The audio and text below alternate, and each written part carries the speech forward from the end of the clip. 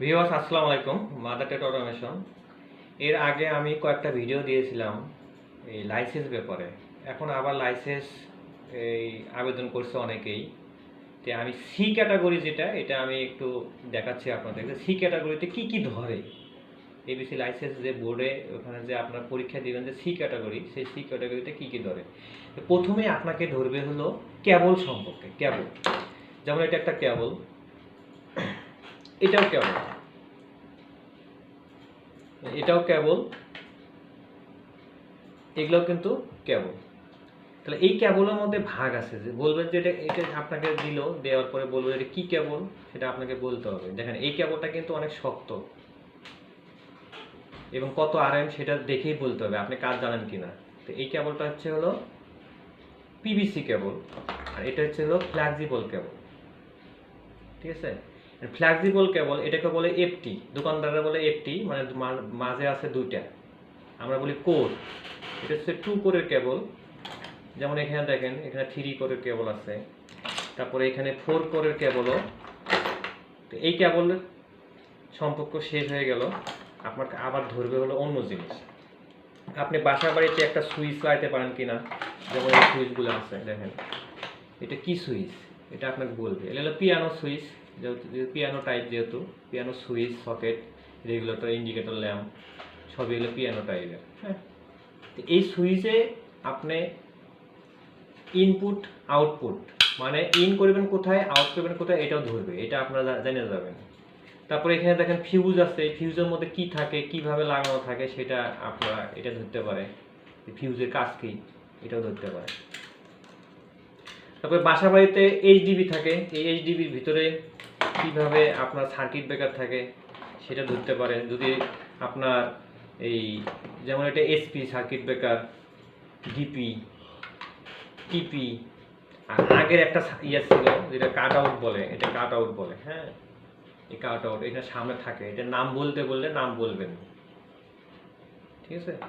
তারপরে আপনি কাজ জানান কি না, যেমন এটা কি চ্যানেল, এই চ্যানেলটা কিন্তু আপনাকে ধরবে। এই চ্যানেলটা সামনে দিয়ে বলবে এটা কত ইঞ্চি, এই চ্যানেল দিয়ে কী করে।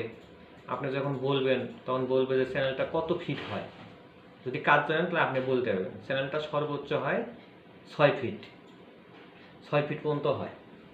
তারপর পাইপ আছে, এই পাইপগুলো কয় ফিট পর্যন্ত হয়, এই পাইপ এগুলো হয় সর্বোচ্চ 10 ফিট। এটাকে বলে ব্যান, এটাকে বলে এলবো। যেমন এটা ছাদের পাইপের ব্যান, ছাদে যে আমরা পাইপ ইউজ করি ওগুলো একটু থিকনেস বেশি হয়, মোটা হয়। তারপরে এখানে দেখেন এটা হলো কানেক্টর, এটা ধরবে, কানেক্টরটা ধরবে। হ্যাঁ, তারপরে এটা কি কি, যেমন এটা কম্বাইন্ড সুইচ অ্যান্ড সকেট, এটা ধরবে, এটা কানেকশন কিভাবে দেয় এটাও ধরবে আপনাদের। তারপরে একটা এইচডিবি বা ডিবিতে যে গ্যালন থাকে, এটা কেবল গ্যালন যে থাকে ডিবির মধ্যে থাকে, এটা কয় গ্যালন। এটা কি দেখেন, এটা কিন্তু হোল্ডার, কি হোল্ডার, এটা কিন্তু আপনার ধরবে, এটা হচ্ছে বাটাম হোল্ডার। তারপরে এইখানে আছে দেখেন সিলিং রোজ, সিলিংয়ে যে থাকে সিলিং রোজ, এই সিলিং রোজ লাগানোর জন্য এরকম 3 বোর্ড থাকে। এই বোর্ডগুলো কিন্তু যখন আপনারা এইভাবে এই বোর্ডগুলোতে কাজ করবেন তখন কিন্তু অবশ্যই পাইপ অথবা চ্যানেল দিয়েই ওয়ারিং করতে হবে, ঠিক আছে। যেমন চোখ কয়েল, টিউবলাইটের এটা থাকবে। আসলে ওইখানে আপনাদের এখানে ওইভাবেই আমি যেভাবে রাখছি এইভাবে মনে করেন যে সব মালামাল থাকবে। এই মালামালগুলো একটা একটা করে নাম জিজ্ঞেস করবে, এই নাম জিজ্ঞেস করলে যারা পারবে তাদেরকেই মনে করেন যে ওই যে ক্যাটাগরির উপরে আপনার লাইসেন্স করছে সেইটা দিয়ে দিবে। যেমন এটা কি গ্যাং সুইচ, এটা হলো 4 গ্যাং, এটা 1 গ্যাংও হয়, 4 গ্যাং হয়, 3 গ্যাং হয়, 6 গ্যাং পর্যন্ত হয় গ্যাং সুইচ। সর্বশেষে একটা জিনিস ধরবে আপনার, যেমন দেখেন আরো কিছু দেখাই আপনাদের, এটা মোটর কন্ট্রোলিং সুইচ, তারপরে এটা হলো প্যান্ডেল হোল্ডার বলে। হ্যাঁ, আর এটা হচ্ছে কি, এটা হচ্ছে হলো জয়েন্ট সকেট, পাইপ যে আমরা জয়েন্ট দেই সেটা হচ্ছে জয়েন্ট সকেট। তারপরে এটা হচ্ছে টি, এটা হচ্ছে ফ্যান ডিমার বলে, অনেকে রেগুলেটর বলে, এটা ফ্যান ডিমার বলে। দোকানে যে ফ্যান ডিমার বললে এই ফ্যানের সুইচ সহ এই ডিমারটা দিয়ে দিবে। এই যে পাইপে যে গেলাম আমরা, পাইপে এই পাইপগুলো হচ্ছে ফ্লেক্সিবল পাইপ। হ্যাঁ, এই ফ্লেক্সিবল পাইপেরও কাজ আছে ওয়ারিং এর ক্ষেত্রে। সর্বশেষ আরো কিছু জিনিস ধরবে ফ্যান সম্পর্কে। আর এই যে এই রয়্যাল ফ্ল্যাগ কিন্তু অবশ্যই ধরবে, royal flag, wooden screw,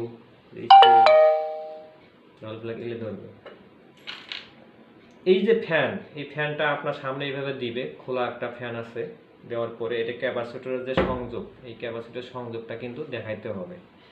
capacitor কীভাবে সংযোগ দিতে হবে, স্টার্টিং কয়েল, রানিং কয়েলের যে কোনো একটা নেবেন, নিয়ে এক জায়গায় করবেন, দুটো এক জায়গায় করবেন, দুটো এক জায়গায় করে এখান থেকে নিউট্রাল বের হবে, আর এইখানকার যে দুটো আছে দুটাতে দিবেন, ক্যাপাসিটরে দিবেন। দেওয়ার পরে আমরা যে কোনো এক জায়গা থেকে বের করব, এক জায়গা থেকে বের করব। বের করে যদি আমরা সুইচে দেই, যদি আপনার যদি উল্টা দিকে ঘুরে, তাহলে আমরা চেঞ্জ করে দেব, চেঞ্জ করে দিলে সিধা হয়ে যাবে, সিধা দিকে ঘুরে। তো এই সি ক্যাটাগরির জন্য আমি যেগুলো দেখালাম একটু জানলেই ইনশাআল্লাহ আপনার সি পেয়ে যাবেন। ধন্যবাদ সবাইকে, আসসালামু আলাইকুম।